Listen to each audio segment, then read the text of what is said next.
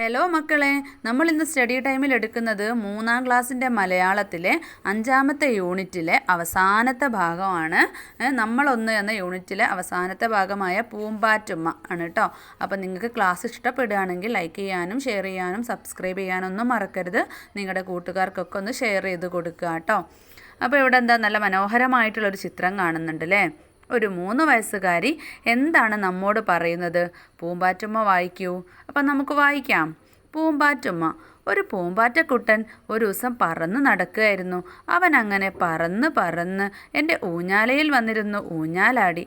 ആരും കൂട്ടില്ലാതായപ്പോൾ അവന് ബോറടിച്ചു. പാവം. എന്നിട്ട് ഊഞ്ഞാലുമേന്ന് ഇറങ്ങി മുറ്റത്താകെ പറന്നു നടന്നു. മഴ നനഞ്ഞ് പൂവുകളൊക്കെയും ഉറങ്ങായിരുന്നു. പൂമ്പാറ്റക്കുട്ടന് കളിക്കാൻ ആരെയും കിട്ടിയില്ല. അവന് കുറേ വിഷമമായി. എന്നിട്ടേ ആ പൂമ്പാറ്റക്കുട്ടൻ ആരെയും കാണാതെ പിന്നെയും വിഷമിച്ച് നടന്നു. അപ്പോഴേ സുട്ടു മുറ്റത്തേക്ക് ഓടിച്ചെന്നു. പൂമ്പാറ്റക്കുട്ടന് സന്തോഷമായി. അവൻ പറന്ന് വന്ന് സുട്ടുവിൻ്റെ നെറ്റിത്ത് ഒരു ഉമ്മ കൊടുത്തു. എന്നിട്ട് അമ്മയുടെ കവിളത്ത് കൺപീലി കൊണ്ട് കുഞ്ഞനൊരുമ്മ കൊടുത്തു. സുട്ടു ഒരു പൂമ്പാറ്റുമ്മ. ഇത് എഴുതിയിരിക്കുന്നത് മെയ് സിത്താര എന്ന് പറയുന്ന ഒരു കുട്ടിയാണ് കേട്ടോ. സുട്ടു പറഞ്ഞ കഥകൾ എന്നാണ് പുസ്തകത്തിൻ്റെ പേര്. അപ്പം നമുക്കിതിലുള്ള ചോദ്യങ്ങൾ നോക്കാം. വർത്തമാനം പറയുമ്പോൾ ഉപയോഗിക്കുന്ന എന്തെല്ലാം വാക്കുകൾ ഈ കഥയിൽ നിന്ന് കണ്ടെത്താനാവും? ഏതൊക്കെയാണ്? ഒരു ദിവസം നടക്കായിരുന്നു, പുട്ടില്ലാതായപ്പോൾ ബോറടിച്ചു, എന്നിട്ട് ഊഞ്ഞാലുമേന്നിറങ്ങി, മിറ്റത്താകെ പൂവുകളൊക്കെയും ഉറങ്ങായിരുന്നു, ആരെയും കിട്ടിയില്ല, കുറേ വിഷമമായി, എന്നിട്ടേ വിഷമിച്ച് അപ്പോഴേ മുറ്റത്തേക്ക് പിന്നെ നെറ്റിത്ത് എന്നിട്ട്. ഇതൊക്കെ നമ്മൾ സാധാരണയായിട്ട് സംസാരിക്കുമ്പോൾ ഉപയോഗിക്കുന്ന വാക്കുകളാണ് അല്ലേ. ഇനി 2-ാമത്തെ ചോദ്യം, പൂമ്പാറ്റയ്ക്ക് സങ്കടം വരാൻ എന്താണ് കാരണം? പൂക്കളോടൊപ്പം കളിക്കാനാണ് പൂമ്പാറ്റ മുറ്റത്തെത്തിയത്. മഴ നനഞ്ഞ പൂക്കളെല്ലാം ഉറക്കമായിരുന്നു. കളിക്കാൻ ആരെയും കിട്ടിയില്ല. അതുകൊണ്ടാണ് പൂമ്പാറ്റയ്ക്ക് സങ്കടമായത്. 3-ാമത്തെ ചോദ്യം, പൂമ്പാറ്റ എപ്പോഴാണ് സന്തോഷിച്ചത്?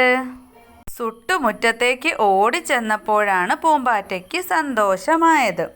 ഇനി 4-ാമത്തെ ചോദ്യം, ഈ കഥ വായിച്ചപ്പോൾ മനുഷ്യരുടെ സഹോദരങ്ങളായി ആരൊക്കെ വരാമെന്നാണ് നിങ്ങൾ കണ്ടെത്തിയത്?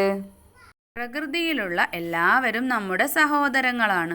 പൂക്കളും പൂമ്പാറ്റകളും ഉറുമ്പും പുല്ലും മരവും എല്ലാം പ്രകൃതിയോടും അതിലെ ജീവജാലങ്ങളോടും സഹോദരങ്ങളായി പെരുമാറണം. 5-ാമത്തെ ചോദ്യം, സിത്താരയുടെ അനുഭവം വായിച്ചപ്പോൾ നമുക്കത് നമ്മുടെ അനുഭവമായി തോന്നിയില്ലേ? നിങ്ങളും നിങ്ങളുടെ അനുഭവം എഴുതൂ, മറ്റുള്ളവരുമായി പങ്കുവയ്ക്കൂ. ഒരു ദിവസം ഞാൻ റോഡരികിലൂടെ നടന്നു പോകുമ്പോൾ മരം വെട്ടിയിട്ടത് കണ്ടു. ശ്രദ്ധിച്ചപ്പോഴാണ് 2 കിളിക്കുഞ്ഞുങ്ങളുള്ള ഒരു കൂട് താഴെ വീണ് കിടക്കുന്നത് കണ്ടത്. അമ്മ കിളിയെ കണ്ടില്ല. ഞാൻ അമ്മയോട് പറഞ്ഞു. അമ്മ ആ കൂടെടുത്ത് ഒരാളെ കൊണ്ട് അടുത്ത മരത്തിന് മുകളിൽ വെപ്പിച്ചു. പിന്നീട് അമ്മക്കിളി കുഞ്ഞിക്കിളികളെ കണ്ടോ എന്ന് മാത്രമായിരുന്നു എൻ്റെ ചിന്ത. 4 ദിവസം കഴിഞ്ഞ് ഞാൻ വീണ്ടും അതുവഴി പോയപ്പോൾ കൂട്ടിൽ അമ്മക്കിളിയെയും കണ്ടു. എനിക്ക് സന്തോഷമായി. അപ്പോൾ മക്കളെ, ഇത്രയാണ് ഈ ഒരു പാഠഭാഗത്തുള്ളതൊരു കുഞ്ഞു പാഠമാണ് അല്ലേ. അപ്പോൾ മക്കൾക്ക് പാഠഭാഗം നന്നായിട്ട് മനസ്സിലായിട്ടുണ്ടെങ്കിൽ ലൈക്ക് ചെയ്യാനും ഷെയർ ചെയ്യാനും സബ്സ്ക്രൈബ് ചെയ്യാനും മറക്കരുത്. നമുക്ക് സ്റ്റഡി ടൈമിൻ്റെ മറ്റൊരു ക്ലാസ്സിൽ കാണാം.